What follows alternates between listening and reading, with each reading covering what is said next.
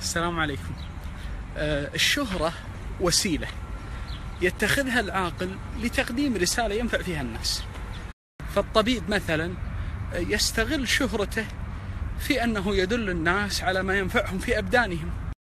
الداعية وصاحب العلم الشهرة عنده وسيلة لتقديم الكلمة التي تنفع الناس. بس في بعض الناس يبي الشهرة من أجل الشهرة، يمسخر نفسه، ساقط أخلاقيا، ما يستحي، أهم شيء يكون مشهور.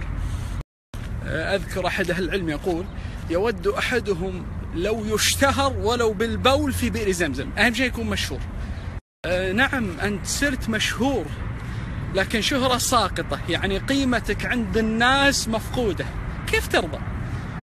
لو يتابعك 1000 فقط لكن قيمتك في أذهانهم عالية سامية، خير من مليون يشوفونك مسخرة. يعني الله لا يبارك في الشهرة التي تحط من قيمتي وقدري ومنزلتي.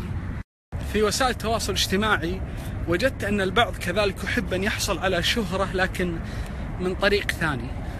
بعضهم يحب أن يشتهر أن لسانه السليط، أن إذا استلم الواحد انسفه نزله بالقاع، وهذه شهرة ساقطة. يعني كونك تكون معروف أنك سليط لسان وقليل حياة، يعني ترى هذا منهم شيء تحمد عليه.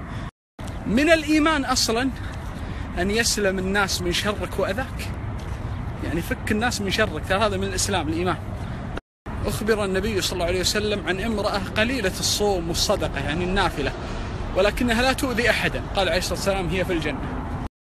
الكلام هذا لا يعني أننا نمنع أن يكون أحدنا مشهورا معروفا بين الناس، لكن بما لا يخدش الحياء والقيمة.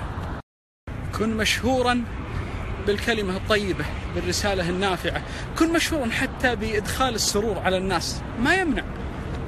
هناك طرق كثيرة للشهرة، ليس منها قلة الحياء والفحش وإسقاط قيمة نفسك وتهزيئها أمام الناس. والشهرة التي ينبغي أن نحرص عليها أن يكون الإنسان مشهورا معروفا في الملأ الأعلى بأعمال الخير. ما الفائدة أن تكون مشهورا في الدنيا الكل يعرفك، لكنك مجهول في الملأ الأعلى، لا يعرف عنك من أعمال الخير شيء. ركعتان يصليهما الإنسان في زاوية ضيقة في بيته خير من معرفة الناس كلهم به. نبينا صلى الله عليه وسلم قال لبلال رضي الله عنه: إني سمعت البارحة إلى دفن عليك في الجنة، سمعت أصوات أقدامك في الجنة. قال له النبي صلى الله عليه وسلم: فأخبرني بأرجى عمل قد عملته، شنو أعظم عمل حتى أني أسمع الصوت نعلك في الجنة؟ فقال بلال: أرجى عمل عندي أني ما توضأت وضوءا في ساعة من ليل أو نهار إلا صليت ما كتب الله لي أن أصلي.